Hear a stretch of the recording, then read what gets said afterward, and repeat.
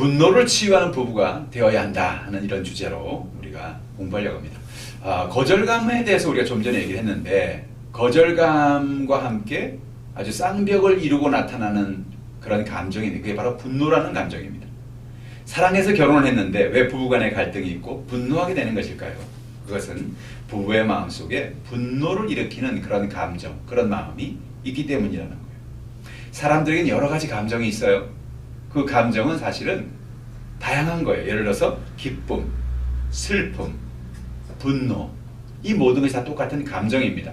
그런데 어떤 감정은 좋고 어떤 감정은 나쁘냐? 그렇지 않아요. 모든 감정은 다 똑같은 거예요. 그런데 분노가 일반적으로는 다 똑같은 감정이지만 그 분노가 지나친 분노가 됐을 때 그것은 문제가 되는 거죠. 예를 들어서 길거리에 어떤 청년이 노인을 이렇게 학대한다든지 그런 모습을 보고 분노를 느끼지 못하면 그건 또 이상한 거죠. 그건 당연한 거예요.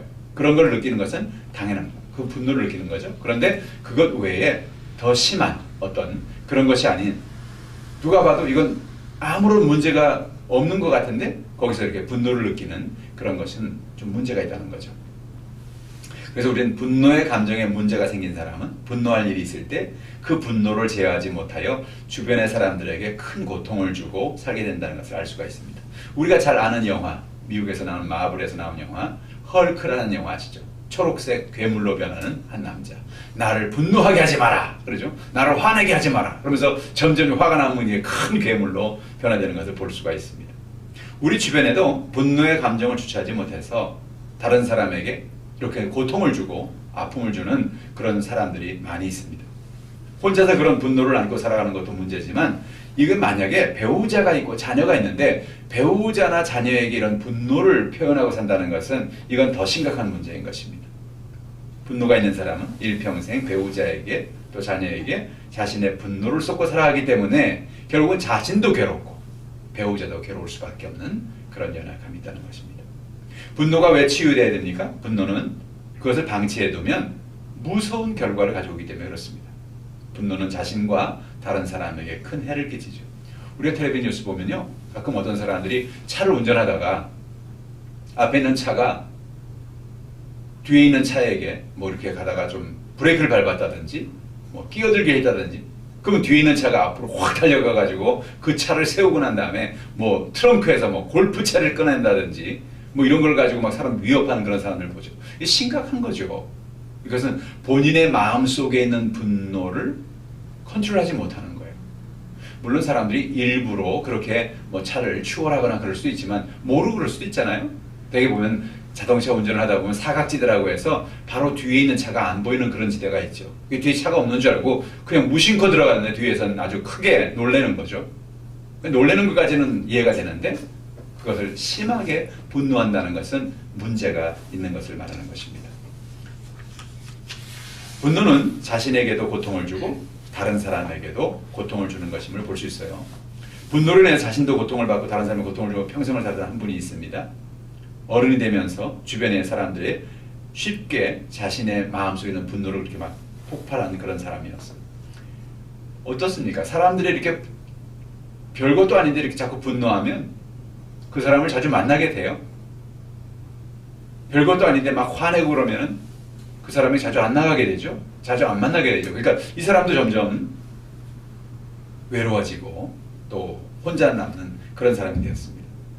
대화를 하는 가운데 이분이 왜 이렇게 분노를 하는가 봤더니 그 분노의 원인, 이분도 그분의 아버지인 것을 알게 됐습니다.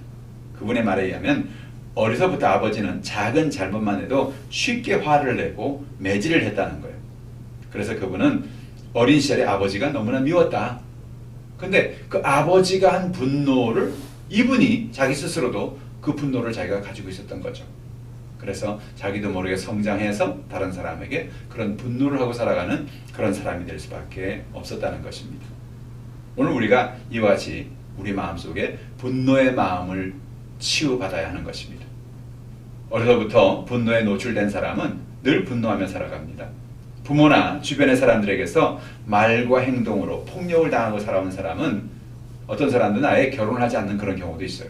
왜냐하면 자신이 만나 살아갈 배우자가 자신에게 폭력을 행사하지 않을 것이라는 확신이 없기 때문에 그렇습니다. 내가 결혼해서 생활하는 사람이 혹시 나에게 그런 폭력을 행할 수 있다. 나에게 그런 분노할 수 있다. 또는 내가 그런 폭력이나 분노를 갖고 있다면 내가 그런 자신이 없는 거죠. 결혼 생활을 통해서. 그래서 결혼하지 않으려는 사람도 있는데, 그러나 좋은 배우자를 만나서 결혼을 했지만 마음에 있는 분노 때문에 배우자를 사랑하면서 자신도 모르게 배우자에게 분노를 퍼붓고 살아가는 그런 사람들도 있다는 거죠. 그럼 어떻게 하면 좋겠습니까? 그 마음속에 있는 분노가 치유돼야 되겠죠. 분노의 감정을 어떻게 치유하면 좋을까요? 분노를 일으키는 원인을 발견해야 합니다. 마음속에 있는 상한 마음의 원인이 뭔가? 그래서 부부간의 대화를 통해서 마음의 문을 열고 대화하는 가운데 내가 왜 이렇게 마음에 분노가 있을까? 보통 사람들은 이야기를 하면 1, 2, 3, 4 이런 식으로 그 감정이 올라가면서, 그래서 막 화가 날 때는 7, 8 정도 분노하는데, 어떤 사람은 처음부터 7, 8로부터 시작해서 처음부터 얘기하면서도 분노하는 사람 있잖아요. 왜 그럴까? 왜 그렇게 마음에 늘 화가 나 있을까? 왜 마음에 늘 분노가 있을까? 하는 그런 부분들을 서로 얘기해 보는 거죠. 어렸을 때 무슨 일이 있었지? 내가 혹시 아버님에게서 어머님에게 또는 선생님이나 친구에게서 내가 어떤 마음에 상처를 받았나? 내 마음에 어떤 거절감이 있나? 내 마음에 인정받지 못하는 마음, 비교된 마음, 편애의 마음, 이런 마음 속에 내가 힘들어했나? 그런 얘기를 서로 해보면서 떠오르는 게 있는 거예요. 아, 그러고 보니 내가 어렸을 때 그런 일이 있었구나. 그래서 그런 상처가 내 마음에 있어서 나도 모르게 이렇게 분노하고 내가 살아가는구나. 그런 얘기를 배우자끼리 하면서 바로 배우자가 서로 의사가 되고 환자가 되는 거예요.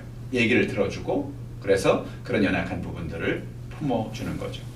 그래서 그 이야기를 들어주는 배우자는 그 얘기를 들으면서 그대로 받아들여주면서 아, 그런 일이 있었구나. 참 많이 힘들었겠다 하는 이런 식으로 얘기하면 상대방은 더 마음의 문을 열고 자신의 얘기를 할 수 있다는 거죠.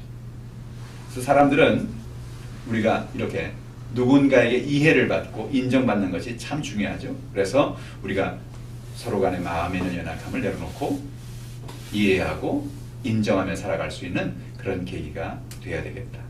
자신을 인정해주는 배우자를 통해서 마음의 안정을 찾아가게 되고, 그리고 결국은 그 분노의 감정도 치유가 될 수 있다는 것입니다. 그래서 거절감이 점점 많아지면 그 마음속에도 모르게 분노로 나타나는 사람이 있는데, 그 거절감이 치유되면서 또 분노의 마음도 점점 누그러지고 상처가 치유되는 그런 삶을 살아야 된다.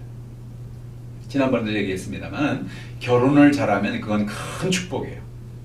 왜요? 예를 들어서 우리가 마음의 상한 마음, 또 거절감, 분노나 이런 것을 가지고 있을 수 있어요. 근데 상대방이 그것을 잘 받아들여주고 그걸 치유하면 그 사람은 정말 엄청난 복을 받는 거예요. 내 마음에 있는 상한 마음이 치유되고 큰 은혜가. 근데 결혼이 잘못되면 똑같이 상처가 강한 사람끼리 만나면 이건 정말 어려워지는 거예요.